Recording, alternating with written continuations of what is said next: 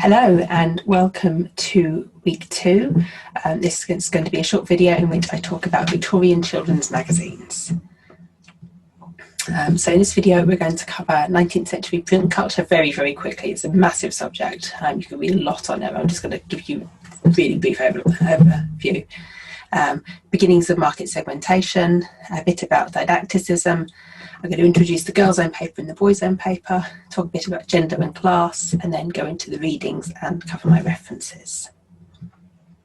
So, as I said, really quick overview here. In the 19th century, that is the 1800s, there was a massive explosion in print media.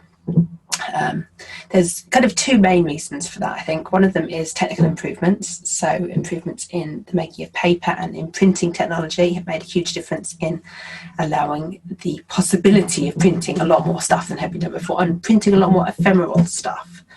So printing had been going on for a little while, Gutenberg and all that. But books were much more permanent and remain, as you know, much more permanent objects, whereas improvements in printing technology and in paper meant that it became more possible and more practical, and I guess more financially viable, to print ephemeral things like periodicals and newspapers and magazines. So that was the technological way that it was made possible. But probably the bigger reason was social reason and around improvements in education. More and more people all the time were able to read, so the market got much bigger. And knock-on effects of the Industrial Revolution meant that at least some people had a bit more leisure time in which to read as well. So the 19th century saw this massive increase, and I've got a quote here from Plunkett and King from the introduction to the Victorian print media, a reader, which says that in 1864 there were 1,764 periodicals titles listed in the press directory, and by 1887 it went up to 3,500. So that's a massive increase in a really short period of time, and it just kept getting bigger, really. It settled down a bit later on, but you can see that there's a huge explosion going on here. If you're interested in this kind of period, or indeed in the history of periodicals generally, the press directories are a really interesting read.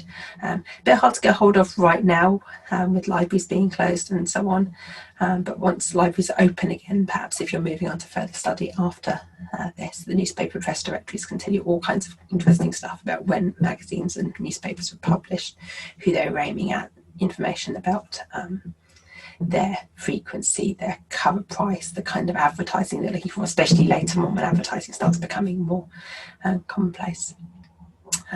So yeah, the 19th century, huge increase in print culture.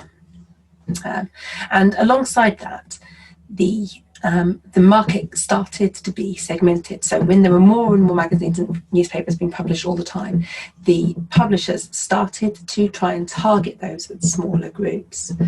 So for example, we'd seen sort of a gradually increasing number of women's magazines since the first one, the Ladies' Mercury, at the end of the 17th century. Excuse me. And the same sort of thing happened with children's magazines. So there were a lot of religious magazines for children earlier on, but it's hard to tell how much they were actually kind of popularly read. They tended to be bought by churches, by church groups, and given out at Sunday schools, or in other ways to kind of try and improve the morals of the children who were receiving them. They weren't actively chosen by the readers.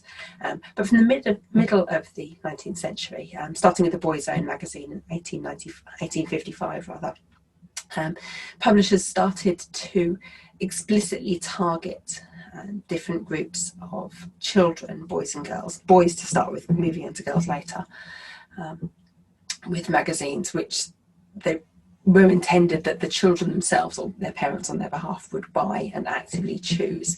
So they're more secular.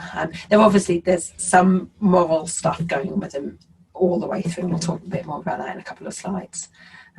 So these are just two examples. The market is starting to segment in a whole heap of ways. And this picture I've got here is of the kind of the pre-segmentation version, where you'd get the man of the family, you could tell he's a man because of his bald head and the little tuft of hair there, reading the newspaper, but the rest of the family newspapers are not really targeted at them. It's a general publication, which means in most cases it's aimed at a man of business or a man of intellectual interests, or those kinds of more serious, masculine, public sphere kinds of areas. Sorry, I'm making a bit of a face when I'm talking about that.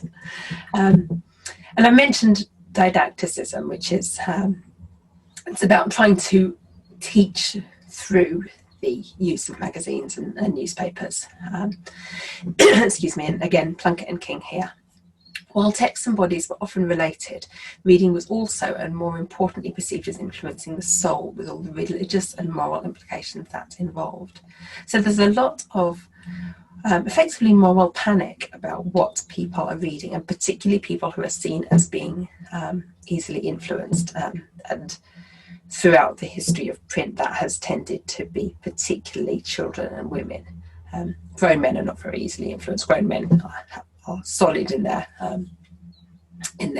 moral upstandingness, particularly middle class and upper class men. Of course, working class men, there's more moral panic about. So you can see kind of the hierarchies of society built into all of this stuff, and in a lot of publishing for children for basically the whole of the 19th century and continuing on well into the 20th. Arguably throughout the 20th century, there's a definite thread of trying to teach children the proper ways of being, teaching them about morality, teaching about the right type of man or women they could grow up into, and that comes in throughout all of these. Excuse me. It comes in perhaps the most in the religious papers that I talked about earlier, but right at the end of the 19th century, we get what I think are the kind of the two first real examples of what kids publishing becomes later on, which is the girls' own paper and the boys' own paper. I should have put those the other way around, shouldn't I? Because the boys' own paper started first in 1879, the girls' own paper followed a year later. They were published by the Religious Tract Society, which does what it says on the tin. It previously had published religious tracts, the kind that I mentioned earlier that were handed out in Sunday schools and so on. But the GOP and the BOP were aiming at a more secular kind of audience. They were still educational, they were still didactic, they were still trying to inculcate appropriate moral precepts. But they did so through more of an entertainment kind of lens. So you see here the front cover of the first issue of the boys' own paper, and it started off talking about a football match. And at the top on the masthead, you can see there's animals, there's sporting equipment, there's books. So there's an active idea here about what's going on with boys, how boys live their lives. And if you've read the pre-reading for this unit, the article about photography in the girls' own paper and the boys' own paper, you can see the differences in the way that these kinds of impressions of what it means to be a boy and what it means to be a girl were conveyed by these two magazines. But they both lasted a really long time, which is part of why I think of them as being kind of the first real examples of kids' magazines. They both lasted well into the 20th century. The Girls' Own Paper changed its name a lot of times. For a while it was the Girls' Own Paper and the Ladies' Magazine and things like that. And when it ceased publication in 1956, it was called Heiress, which is an interesting implication of the class market targeting that's going on behind there. In its earlier incarnation, it talks a lot about how it's intended for everyone of all classes and how it intends to be useful for people of the working classes and the middle classes, although it doesn't quite use those words. So I've talked a bit about gender and class throughout, really, and this is really baked in throughout all of this beginning market segmentation stuff. So we have the Victorian ideals of the separate spheres, that is women in the private sphere at home and men in the public sphere. So men are involved in business, in politics, in intellectual life. Women are involved in homemaking, in childcare, in nursing sick family members, in cooking and housekeeping, all those sorts of things. And there's kind of a suggestion of sort of separate but equal. Women's work is very important, men's work is very important, but they must not cross. But as with many things, that idea is more true the middle and upper classes, the working classes, and the working class women, for example, always worked and always kind of juggled work and childcare and never had that luxury of staying home and kind of embroidering and teaching their children appropriate moral standards and so on that is conveyed in a lot of the ideals you'll see in Victorian stuff. We also get differences in education. So girls, for example, are more likely to be educated at home, again, particularly middle class girls. Boys are more likely to go out to school. Schooling becomes more and more widespread. I mentioned earlier that more and more people became able to read throughout this period. And that's partly because of the rise of schooling. Schooling becomes more and more accessible. There are more schools, there's more school places available. Schools become less expensive, potentially. But we also get the balance between school and work. So again, working class kids are more likely to be working. Some of them will also get some schooling. Middle class kids less likely to be working, although as they get older we get kind of interesting boundaries between childhood and adulthood, which are defined partly by work, partly by marriage, partly by whether they're living at home or they've moved out to start their own family, those kinds of issues.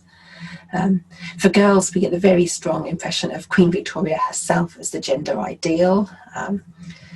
Okay, she's the ruler of the empire, but she very much conveys a sort of a very stereotypical feminine, maternal, domestic kind of image of herself, and she was herself opposed to women's rights despite being arguably the most powerful woman, one of the most powerful people in the world at the time. So we've got all of these kind of tensions going on, and a lot of this comes through in the kind of publications we see for girls. And this is Edward Salmon writing in 1886. So at the time, he's basically complaining that girls' literature is all trying to be very goody-goody. It's trying to preach to girls because girls are seen as particularly in need of good influence. And he's, I think, ahead of his time in pointing out that girls will tolerate preaching just as little as boys, and that magazines for them need to hit the happy medium between what he calls the story of Philistine purity and the novel of pandemoniacal vice.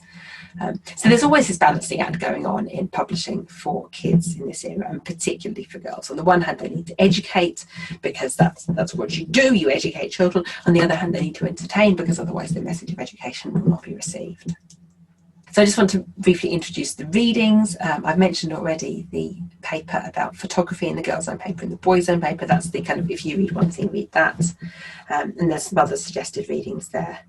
Victorian print media, a reader is really great.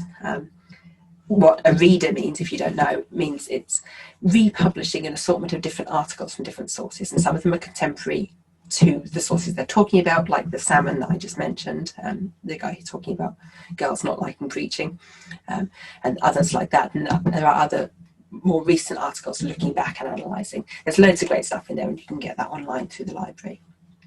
And then there's some more articles looking particularly at the girls' own paper, which has been very, very widely studied. Weirdly, the boys' own paper has been much less studied, and the other magazines at the time, there's a certain amount of scholarly work on other ones, but the girls' own paper is the one that there's lots and lots of work being done on.